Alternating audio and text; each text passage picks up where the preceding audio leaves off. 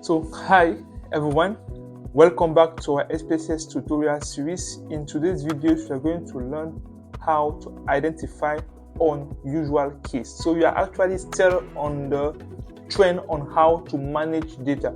After learning how to sort data, we've learned how to identify duplicate case.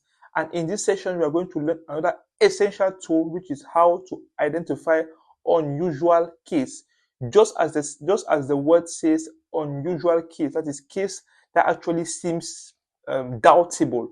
So SPSS has this ability to actually identify doubtable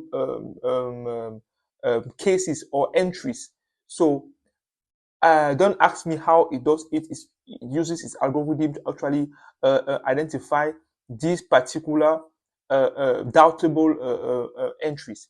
So how do we do? How do we perform this particular task on SPSS? So we are going to still work with the same data set you've worked in the previous video. So to identify duplicate unusual case, you simply go on data and then you click on identify unusual case. You can see it just below identify duplicate cases. So when you click on it, it will ask you which variable do you want to work with. Actually, you simply have to send all the different variables you want to work with in the box there. You send it there, and then a level of case identifier variable. What is your case identifier variable? You know, it is your unique identifier. We've talked about it in the previous video, and which is the code actually, and then you place it here. As I told you, the goal of this training is not just to learn you how to do this and do this on SPSS, but it's also to make you data analyst, to be able to think as a data analyst. And you have to know as a data analyst that when you receive a database, in that database, you need to have a unique identifier for your cases. And make sure those who actually bring the data to you is also aware of it, so that you can properly manage your data. So this is an essential reflex you have to have as a data analyst. So when you click on OK, what happened? You have the output view box that opens in front of you to give you a resume of the command you've just passed. And I'm going to focus only on the last table. Okay, the last table actually is giving us the information we want, and it is telling us that here. It's telling us here that on code BB08, on the variable marital status, okay, the variable marital status, it seems to have an error. That's what it says. It seems to have an error. That the variable is saying that we are having a marital status of cohabiting, but SPSS believe the marital status is single. Don't ask me how, but as I told you, it's based on SPSS algorithm. When they see the trend in our data set, and then they're able to say it, maybe it is not it. However, what we do is that we cross-check. Okay, we cross-check with our with the data collecting tool from the data source. We do the checking, and then we can now actually decide to accept the remark of SPSS or not. So here I would say no. Actually, the real data entry there was cohabiting.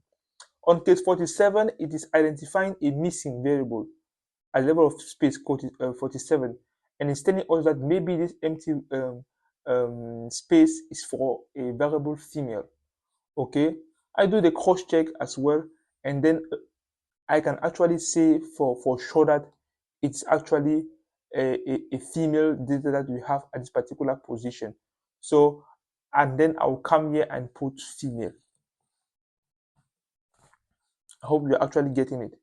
So SPSS actually help us identify easily missing data, unusual cases, typing errors in our entries. So you can see, for example, code 67, it has identified a variable Christian as it was wrongly entered, and it's telling us that the variable normal should be Christian with the proper typing, that is with S in between the E and the T, and then I go back in my data set, I identify the code BB62, and then I do the correction. 62, I do the correction. So as simple as that. So here is another essential tool that SPSS actually give to us to help us identify unusual case. The last case here that shows some anomalies is code 60, telling us that it's a missing here, and it's telling us that it is female. When I do the cross check, I realize that it is a male, so I'm going to put here male. So we actually see that with this particular tool that SPSS gives us, we are able to identify not just typing error in our data set, we are able to identify also missing value, we are able to identify maybe incoherent entries. So it is an essential tool to manage our data set.